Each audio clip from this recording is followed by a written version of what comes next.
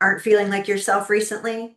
Rather than judge yourself, this may be exactly what the universe has ordered up for you. And that's what we're going to be talking about in this episode. So let's get started. Welcome to the I'm Perfectly Divine podcast, a place for the strong, sensitive, spiritual seeker to recognize the perfection of your human journey. My work is to bridge both the emotional and spiritual worlds through proven and grounded frameworks that support you to live in the wholeness you already are. For over the past 2 decades, I have supported people from all around the world, as well as Fortune 500 companies, to dissolve the divisions within them and live with greater empowerment and love. This podcast is an exploration of the paradoxes that befuddle us as we live our lives being both human and divine. Together, you and I, along with other experts, will navigate integrating psychology and spirituality, the divine feminine and the divine masculine, the darkness and the light, to create greater sacred union from within.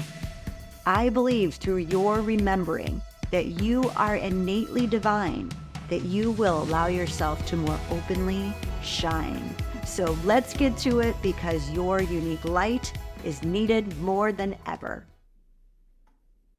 Hello, beautiful soul. Welcome back to I'm Perfectly Divine podcast, or welcome if it's your first episode. We are talking about how here we are in the middle of January, and you may not be feeling the momentum yet. And there may be this pressure to get things started and get things moving. And you're like, what is going on? And why can't I gain momentum?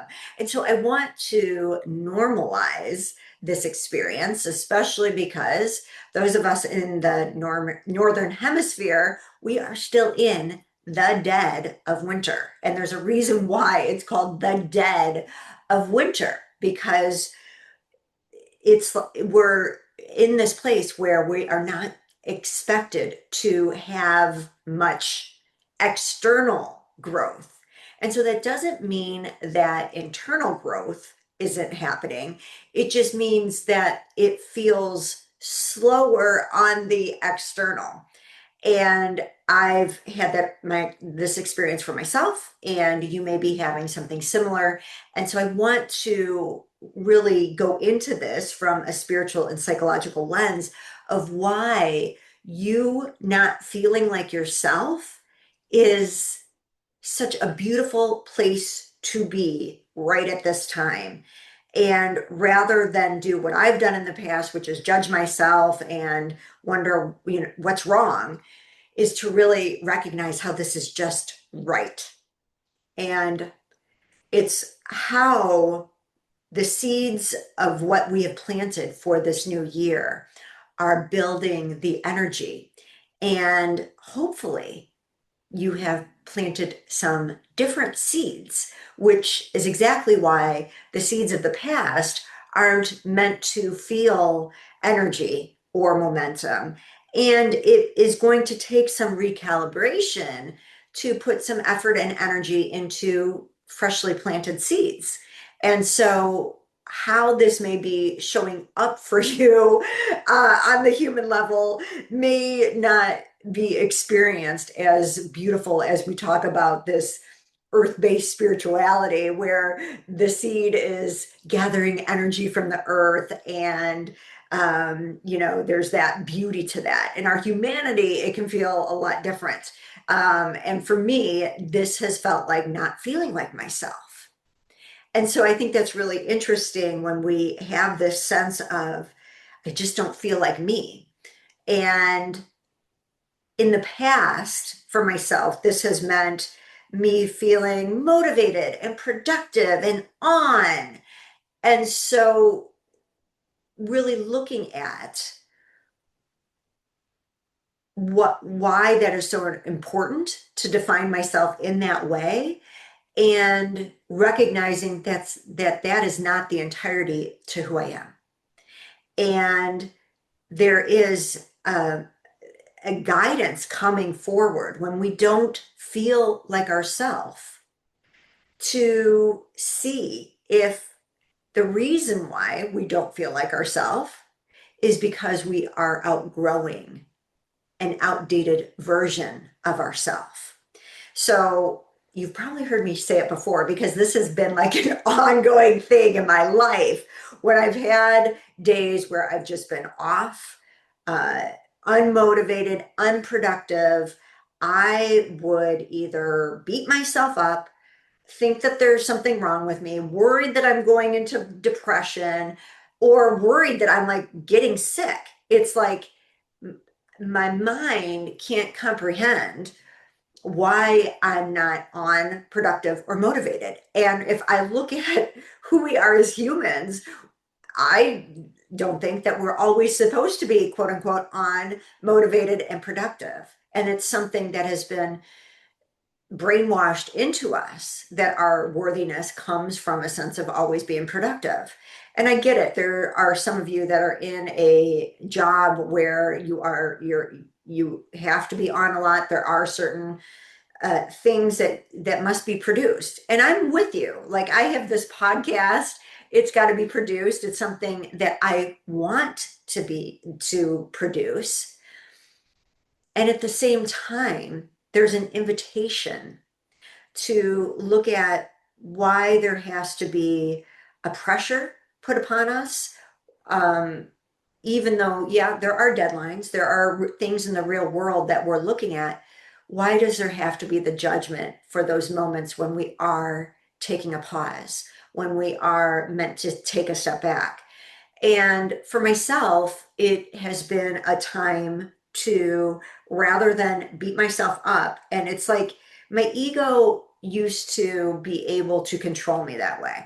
And maybe you have felt this the same way, that if you like beat yourself up enough that you will finally somehow get motivated to do something different. It's like I've seen my kids throughout the years when they played sports, there were coaches that were encouraging, and there were coaches that would beat the shit out of the kids, not physically, but emotionally, like what's wrong with you? And to try to make them produce more or better. And I saw firsthand that that style did not work for my kids. It just kind of made them shut down. It made them be feel anxious that when it was their time to perform, can you really trust yourself? And I know for myself, after so many years of beating myself up, that I can force myself to sit in front of the computer to get things done, but the quality of what comes forward is not what I want it to be because it's not in alignment with my spirit.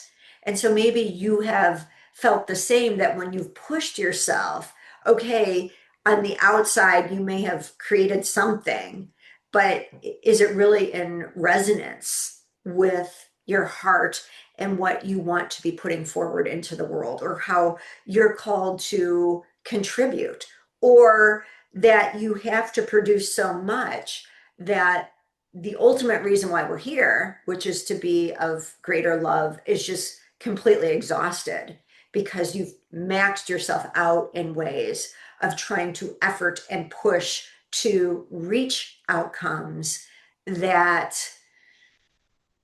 needed their own timing to unfold. So if you didn't listen to last week's episode, I highly encourage you to do that, because that was really about trusting our timing, and that it can be tempting in a world where we're supposed to produce, to pick the unripened fruit and say, here's my fruit, I got my fruit, I've filled my basket up. And how we can instead tend to the juiciness of ourselves as a whole and really allow ourselves to have a natural unfolding, while knowing and trusting that the universe knows that our human selves has deadlines. And if those deadlines are important to you and your soul and your being able to provide for your family or for your life's work, that those will be met.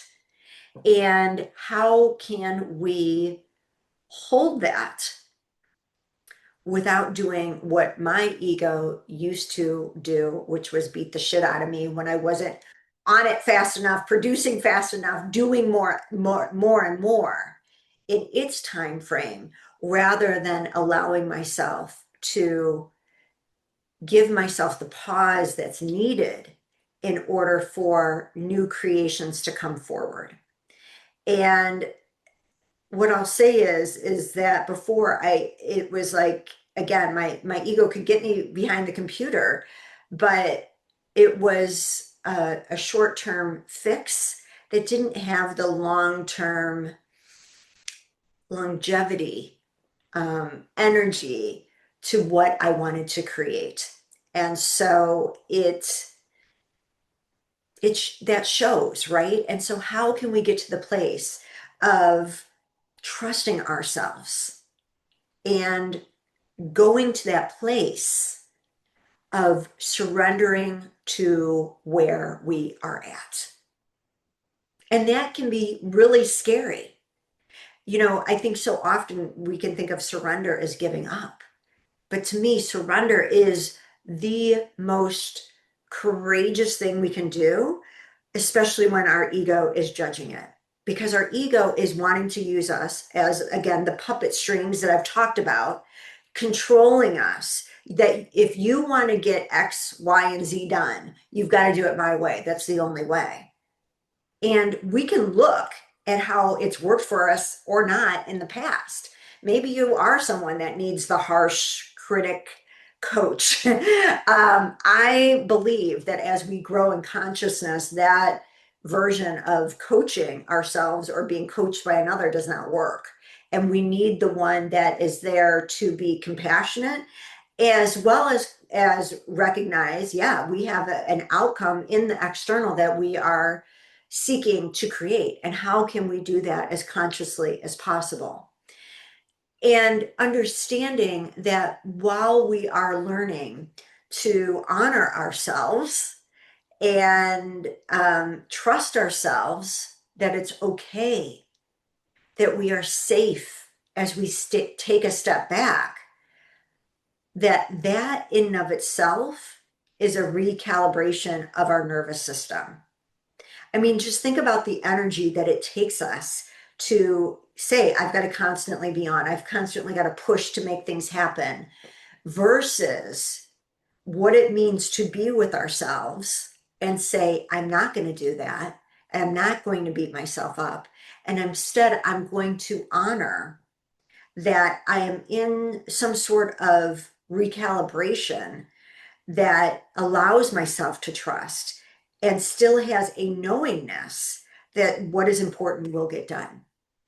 And that we can do this in a way that we aren't spiraling in judgments against ourselves. For me, it used to be, oh my gosh, I'm lazy. What's wrong with me? And it's like a pig is spinning in their own shit. And yet my ego would say, well, at least you're being productive.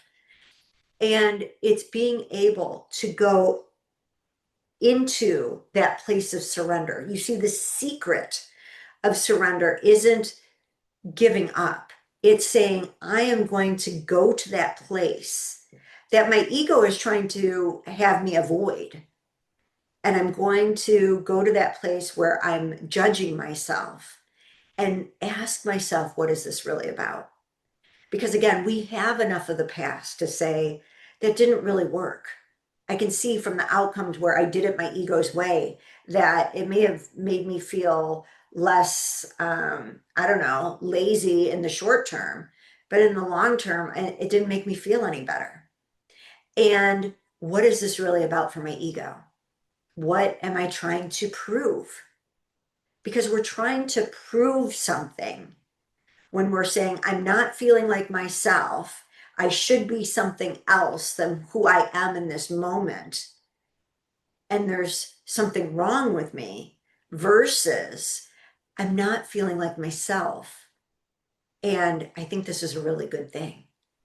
I think this is the pre-work to the change that is going on within me already, that is going to show the change in the external.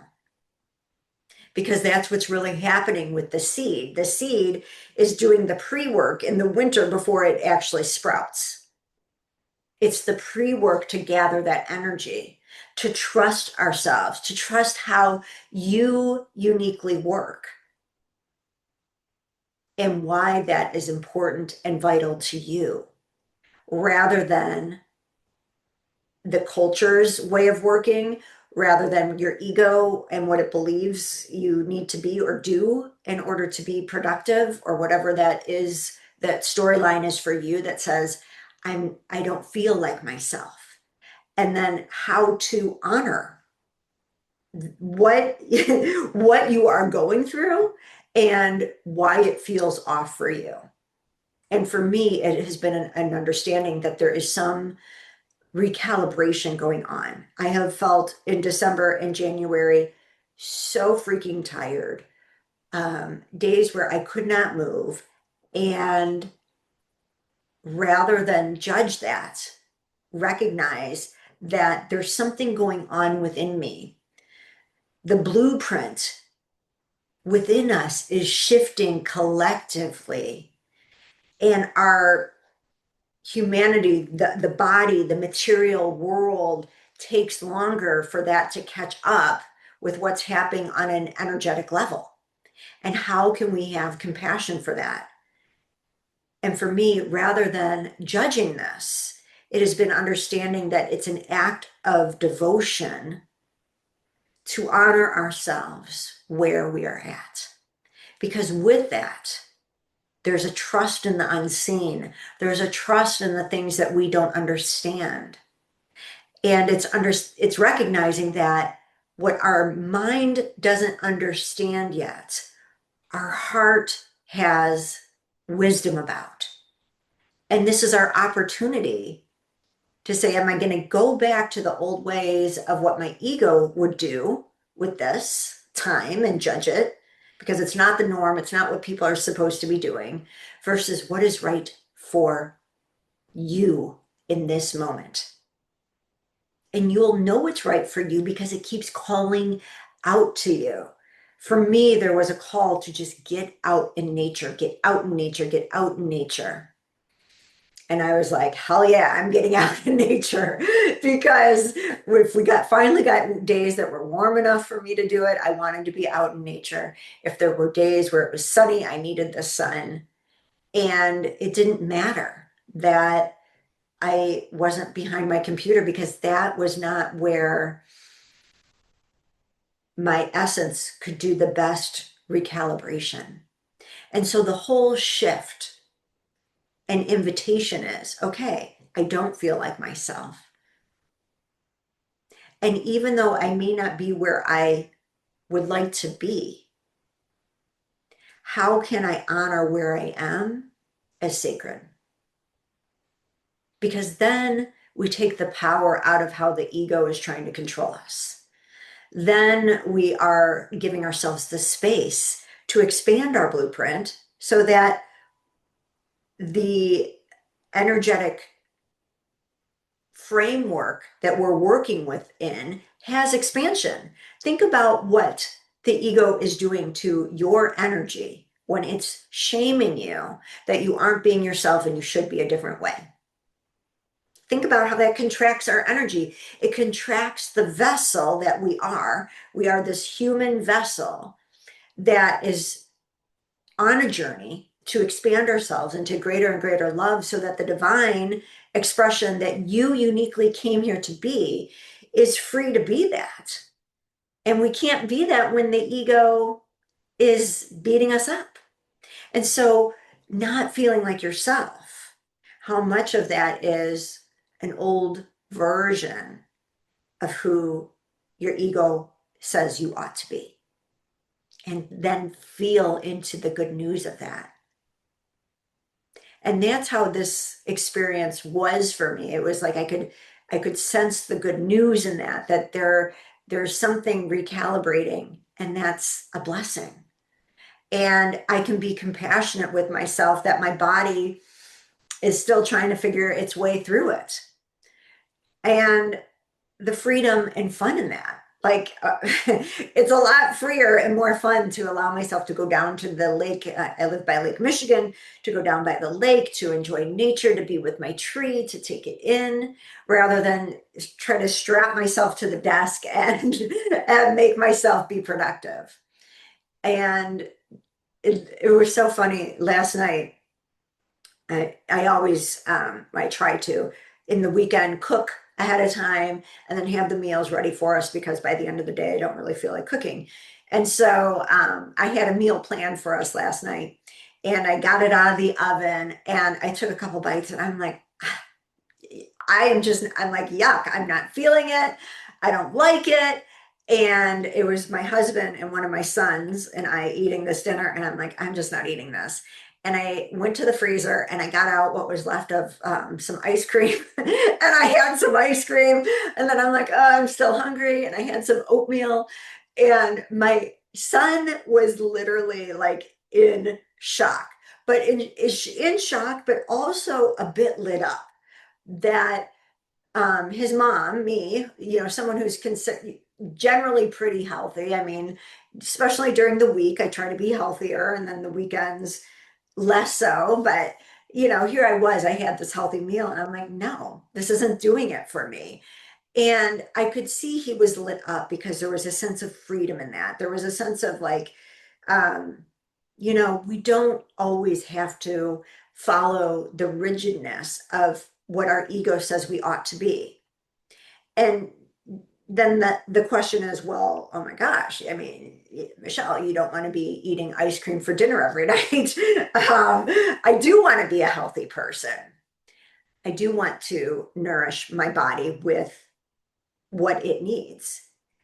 And it's just understanding in that moment that what my body needed was the freedom to eat ice cream and oatmeal. And so even though it may not be a pattern that I want to repeat every night, because in the long term, that may not be what's good for my body. That when we give ourselves the freedom to act from our spirit, to act from a part of us that needs to let go of the rigidity of the ego, that's exactly the fuel and nourishment that we do need in that moment.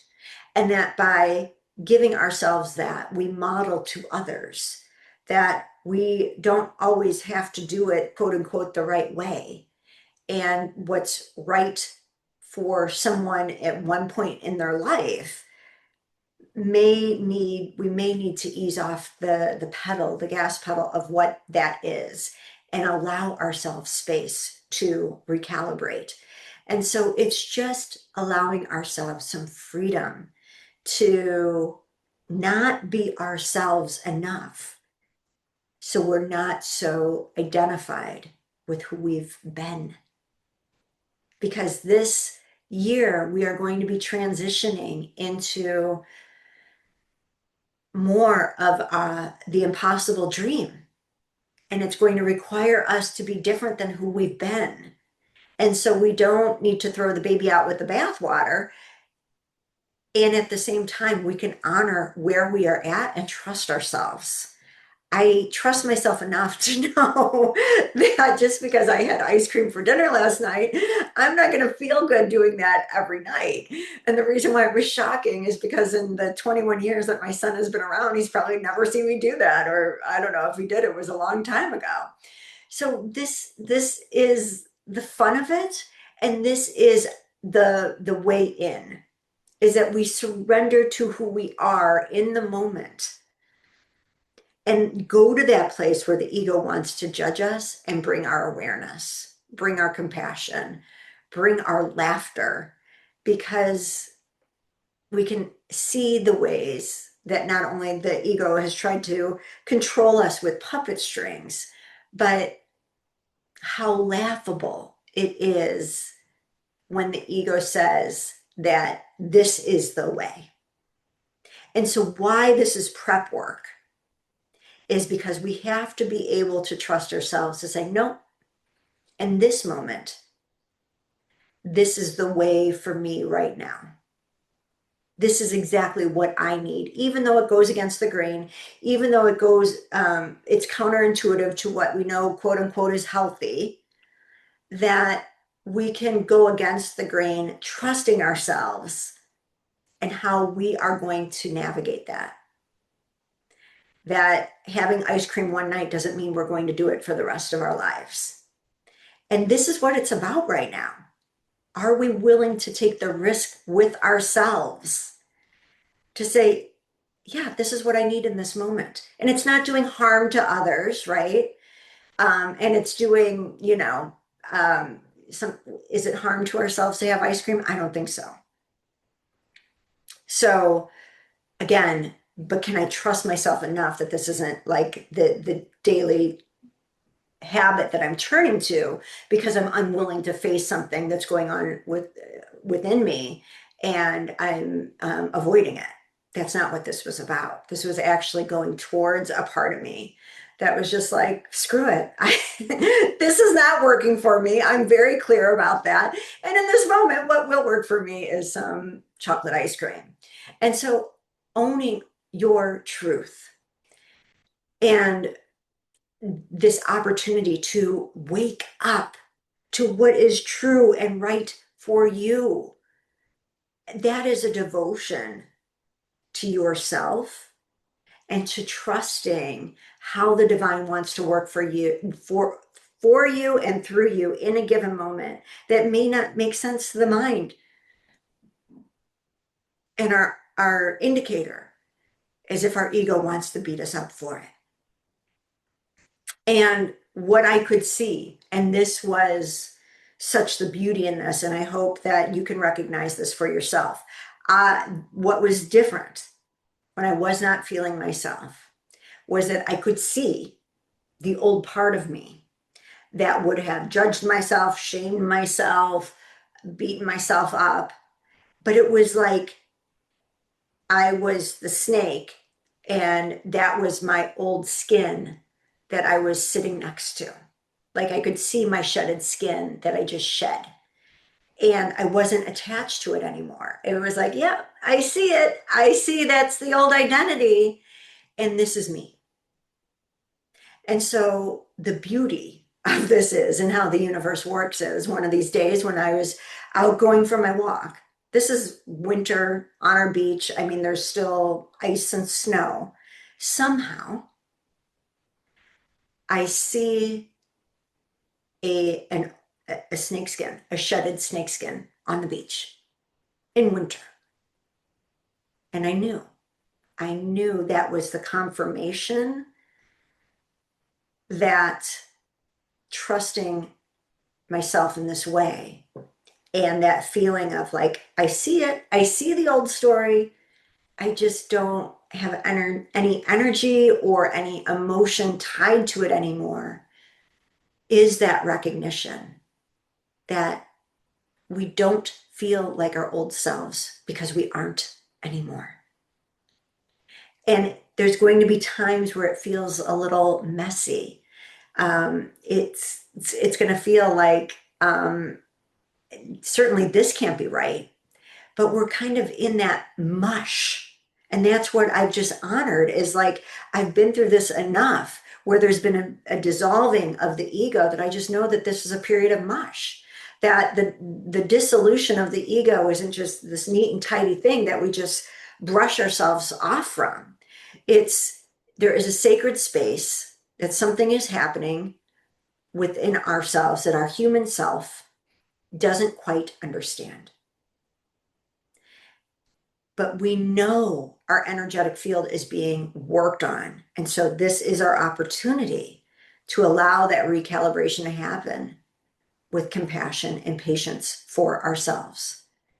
And the reason why this is preparation is because we are trusting ourselves now so that when change comes knocking in the external world, you will know how to trust what is right for you. Because that's what we want for this new year. The opportunity is to stop judging and to witness the ways in which our ego used to put us in a tizzy about something that now it doesn't register. And part of why we reflect on how we've grown in these ways is so that the wisdom is deeply felt. The wisdom is now trusted and embodied as a part of your knowingness that you are carrying forward. So you can see the old shedded skin and you can know what you've learned from it. And that becomes embodied as you move forward. That you are able and supposed to shift your identity from your past versions of self and recognize for yourself how you are now different. That's so powerful. That is you acknowledging you so that the container of what you are now going to be bringing into this year, you have affirmed that you are ready for it because you trust yourself and you know that your container has expanded. And now that that old skin has shedded, how does your new self want to respond? Can it respond with joy, with laughter, with compassion, with understanding? For those of you who are watching me on YouTube, I want to show you something. And for those of you who are just listening to me, I'll try to describe it. But many of you know that I often have an orchid plant in my office. And I found this one very fascinating because it's the same stem that you will see, one dead but yet hanging on stem of this orchid, and then one completely new stem with a bright, beautiful orchid flower. And this, to me, I've just marveled at this because I think it just speaks to the time that we're in, that there is something like dead, and we know it's dead, and it's there, and we can sense that it's dying off, and it may still be hanging on, and yet there is this beautiful new bloom, new life that is arising within us. And we can get really attached to the death, or we can smile at it, honor it for what it's been, and in doing so, honor the new life that is coming forward within us at this time. That's how the universe is guiding us this year, to trust ourselves. And even if it goes against the grain, even if it's not what some standard we have created says we're going against, we always want to be attuned with our values, but there's a higher value coming forward to honor yourself, the love that you are, and all of life. And as long as you are living in alignment with that, that you can go against the grain. And when you trust this, the universe is going to confirm you're on the right path. And that's what this year is about. It's to trust ourselves first, then recognize the signs that confirm we are on the right track, rather than wait for signs from the external to give us the go ahead. We are shifting that momentum to be willing and able to go inside of ourselves because we've done the inner work, because we've done the inner clearing. We're not going to do things to harm ourselves or others in the long term, but we are willing to trust ourselves. And then the external is waiting for you to take the lead of your life. And then we'll bring forward the possibilities because you have been willing to trust yourself. And it will bring forward these possibilities into your field of existence to support you, to support your dreams, to honor you for trusting yourself, even though it was scary, even though you could see an old version of yourself that would have judged yourself for doing it that way. This is the beauty, that you not feeling like yourself is the sacred space that you're meant to be in exactly at this time. So now is your time to honor and trust all of you, especially when you aren't feeling yourself, as this is a sign that you are permanently changing to become more open to step into the mystery of who you are and who you came here to be, to serve, and to love with greater joy, freedom, and compassion for yourself and others. Because it's when we're willing to do things differently that we understand with compassion how easy it is to get caught up in ways that we've been told are right, but actually aren't for us. And this is the new love that is waiting to be reclaimed by you, honored by you, received by you, celebrated by you. So until next time, know that there's nothing to fix. Just to remember. I am so honored you have joined me today. If you enjoyed the I'm Perfectly Divine podcast, subscribe so you don't miss any of our power-filled episodes. Also, if you know another who is strong, sensitive, and spiritual and wants to dive deeper into emotions and ancient wisdom so they too can create profound peace and fulfillment from within, please share this podcast. Thank you again for joining me, and I look forward to reconnecting with you soon.